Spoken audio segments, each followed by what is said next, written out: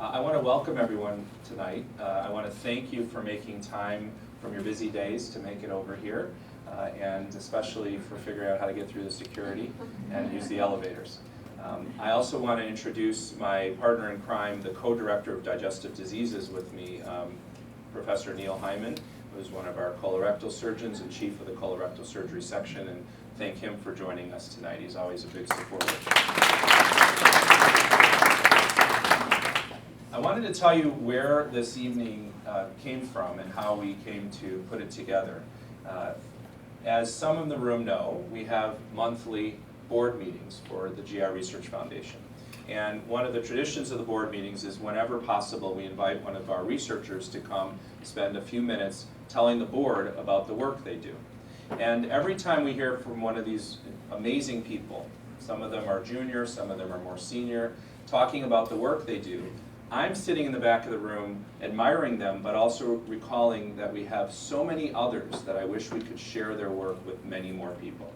And so I've said to Alicia on one of our many meetings, I wish we could put together a program to share all the exciting work that's going on and give our supporters a taste of the amazing work that not just our faculty do, but also all the junior people do, and show it as a way of thanks to the people who've supported us. So you have a real good handle on what you're supporting and what the GI Research Foundation does. I also am going to steal a quote that Eric first said, which is that one of the things that makes the GI Research Foundation unique is that it really allows the people who support us and their board of directors a front seat to what's going on in the research world. You're getting to see and hear from the researchers directly, and you often have a say in the work that they're doing in terms of identifying priorities and important areas for you, and then letting us show you how we're trying to achieve those. And I say this often to many audiences, not just people who support us, but the University of Chicago section of gastroenterology and now the Digestive Diseases Center could not be what it is without the GI Research Foundation. We are a relatively small section compared to our contemporary and certainly our peer institutions, but we have been able to achieve greatness in part because we've had this amazing foundation and a lot of friends, like all the people sitting in this room, who have provided us with the financial support to expand the research that we do, to bridge the gap when we had people who needed some support between grants, but also to rise to the challenges that face us. And Dr. Kersner was really good at identifying challenges. So you heard from Eric already, and I want to give you just a little background about GIRF from my perspective, and then tell you a little bit more about how tonight's going to run. It's meant to be rapid fire and highly engaging, so I hope you're ready to ask some questions of all of our investigators who are here. This, of course, is our Center for Care and Discovery. It's where we see patients in the hospital. It's also where we do surgery and do our GI procedures. It's right on the campus of the university. One of the unique things about the University of Chicago is that the medical center and our main clinics are right on the campus of the University of Chicago. And what that has led to over all these years is the opportunity to collaborate across the street with some of our colleagues in other disciplines. In fact, tonight, one of the people who is in part funded by GIRF is here to share some of the work that we're doing in collaboration with him in the Department of Chemistry. And you'll hear more about that later. So geography is certainly key. But what's most important about the University of Chicago and what has led to our ongoing successes and successful partnership with GIRF has been this general culture of challenging the status quo, of asking questions that could change the way we think about managing people who suffer from digestive diseases and looking for better ways to take care of them. That is actually the essence of the University of Chicago across all of its disciplines, whether you're in the law school or the business school or the Department of Economics. The common theme is about challenging the status quo. What can we do differently? How can we change the world? And we hear that from the level of the provost, the president, all the way down through the dean, and tonight to all of you. And that's what we're asking the investigators who are going to share their work with you tonight, is to tell you how they're planning to change the world. A couple updates about the University of Chicago Digestive Diseases, because I know a few people who've come tonight have been away from us for a little while. We're delighted to welcome them back. But we wanted to share with you that we're now actually seeing patients in 8 different places all over the region. Just a few short years ago, it was only 2. This is just for digestive diseases. We now have over 300 faculty and staff in 14 different programs, just in digestive diseases. And we have multiple different training programs, including advanced training in colorectal surgery and advanced training in inflammatory bowel disease, and a variety of other advanced training programs. We also last year set a record for the history of the University of Chicago in GI, seeing the most patients we ever have, doing the most surgeries that we ever have, doing the most procedures than we ever have, which we're very proud of, but we also are proud of the fact that we think we did it in outstanding fashion, delivering great care to all these people who need it. We also have over 160 active trials in human subjects. That's distinct from our basic science and translational research. These are research projects in patients, people who have conditions that we're interested in studying. And that's second only to the oncology group, which is more than 3 times the size of our GI group. So we're very proud of that, and obviously that's part of our mission. But separately, we have some really amazing research going on, led mostly by Jean Chang, who's here tonight, from whom you're going to hear in a few minutes, related to our ongoing training grant, which provides funding for people who are moving through their careers, whether they are PhD postdoctoral candidates and students, or whether they are our fellows in training who are becoming gastroenterologists and specialists. And in the last year and a half, between some of the newer awards that we've received, we have our largest grant portfolio in the history of our institution for GI, and we're very proud of that. And we always look at that as the return on the investment from our friends at GIRF.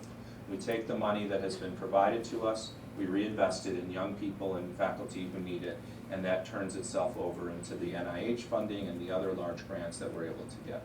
For those of you who are able to join us for our 58th annual ball this year, you heard me announce that we just were part of a collaborative grant with the Chinese University of Hong Kong. That looks like it's going to be in on the order of about $70 million for 5 years. Most of that money is going to probably stay in Hong Kong, but we're certainly going to get part of it over by us. And this is a grant studying the microbiome in health and in disease, and looking at how we might share some of our expertise with that group, and specifically funded by the Hong Kong government. So that's a very exciting initiative, in addition to many of the other ones that we have growing in immunology and in cancer prevention and in liver diseases and some of the other areas of specialty. GIRF, for those who are new to the organization or who might have forgotten, I think Eric did a very nice job reminding you that this nonprofit organization exists to support the University of Chicago, but it's separate from the University of Chicago. The relationship is built on friendship and on trust and on the support that we need. And that picture in the right lower corner, in the middle is Dr. Kersner, and on either side flanking him are the 2 supporters who first said to him, "You know, Joe, you look really tired." And it was Joe Kersner's wife who said, "Yeah, that's because he's staying up all night, every night, and working every weekend, and he needs to get some help." And they decided to raise some money to help Dr. Kersner. And one of the first things GIRF did was they gave him a small grant to renovate his office. I actually thought I had the receipt. I think I still have it somewhere because I found it when I was going through his files. But since then, obviously, GIRF has grown to be the much larger organization that it is now. I actually put together a brief history. I know Eric was covering some of this, but I wanted to tell you, for those who've been attending our dinners all these years, the first dinner that they had to raise money for GIRF was in 1963. In 1964, according to the history of GIRF, they had 325 members. Now, I don't think those were all board members. I suspect that were people coming to the dinner and showing support in other ways. And they developed the GIRF newsletter. And if you had a chance to pick up a copy, or if you do before you leave tonight, one of the current GIRF newsletters is here, and we're very proud of that publication that Annie Gomberg puts together from our group, and she's here tonight as well. In 1968, they raised money for the Center for the Study of Digestive Diseases at the University of Chicago. And then in the 1980s, not that long after, they then raised additional funds for the Joseph P. Kersner Center at the University of Chicago, which was a big event. I actually found his remarks from that evening, and I think we're going to put it in a future newsletter if you want to hear what Dr. Kersner had to say when they named a center after him for digestive diseases, completely funded by friends at GIRF. In the mid-1980s, they raised another $500,000, and this was for something called a cell tech research program. It was to develop the technology and acquire the equipment necessary to do work at the cellular level. And subsequently, in the 1990s, Dr. Kersner came to GIRF and he said, "I think we need to work on the genetics of IBD." And it was GIRF that raised the money to fund an MD investigator. She did not have a PhD, and she had no background formally in genetics, named Judy Cho, who was one of our faculty. And with the work of all of our patients and their families and studying them using what are now considered some primitive techniques in genetics, they identified the first gene for Crohn's disease. And that came directly from GIRF's support. And it was also because of Joe Kersner's vision. Subsequently, here's the modern version in the last 5 years. So if you've been wanting to know what we've been doing the last 5 years, you heard from Eric already that we changed the structure and hired some true professionals to help us organize and run GIRF, and we're grateful for that. But we also converted the mission of GIRF from supporting the section of GI to supporting digestive diseases. And that includes support for our surgical colleagues, and one of the brilliant young investigators from surgery is here tonight to talk to you about what he does. It also includes supporting pediatric GI, and we're very proud of our partnership with PEDS, and that's going to grow.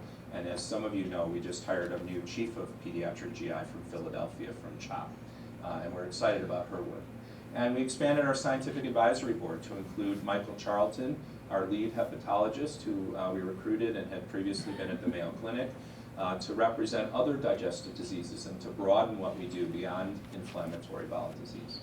We have our ongoing funding of junior investigators, both by the amazingly successful GIRF Associates Board, and thanks to Brad Peterson, and also because of the funding from the main board as well.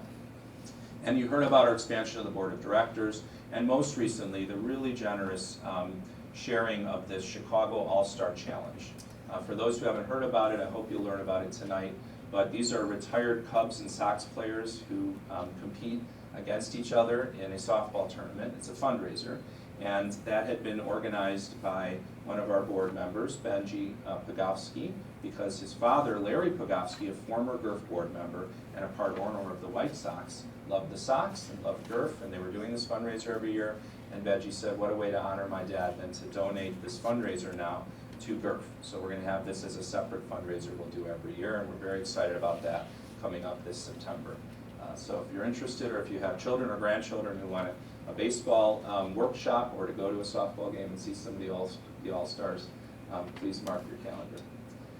So I also wanted to briefly thank GIRF for supporting my lab, and I'm only going to spend a minute on it, and then I'm going to invite our speakers up. But my lab actually studies inflammatory bowel disease. My original work was in cancer prevention because my grandmother had Crohn's disease and my grandfather had colon cancer. And so I learned early that people with inflammatory bowel disease can get cancer of the bowel, and I became interested in studying how we prevent that.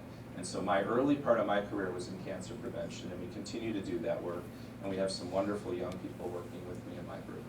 We also are doing a funded study looking at using Fitbits, biosensors that you wear on your wrist, as a way to monitor your disease and predict when you're having a flare. So we now had some headline-grabbing news that we can use a Fitbit, and changes in your heart rate and your physical activity predict that you're having a flare before you actually know that you're having inflammation or feel symptoms. So if that pans out, that'll be a really interesting way to monitor your disease going forward, and some of that support has come directly from GIRF. And lastly, we've been very interested in how we can use biopsies from the bowel as ways to predict response to therapy and to look at the way we can predict outcomes from people with IBD. And we've had some really wonderful young people working in the lab who've been able to show that we can actually, with new therapies, heal the bowel so well that it looks normal under the microscope. And we're studying what those outcomes mean and whether that's closer to being a cure or that just represents a more stable way to control the disease. So lots of interesting things going on in our lab, and I want to thank GIRF and thank all of you for supporting us in that regard.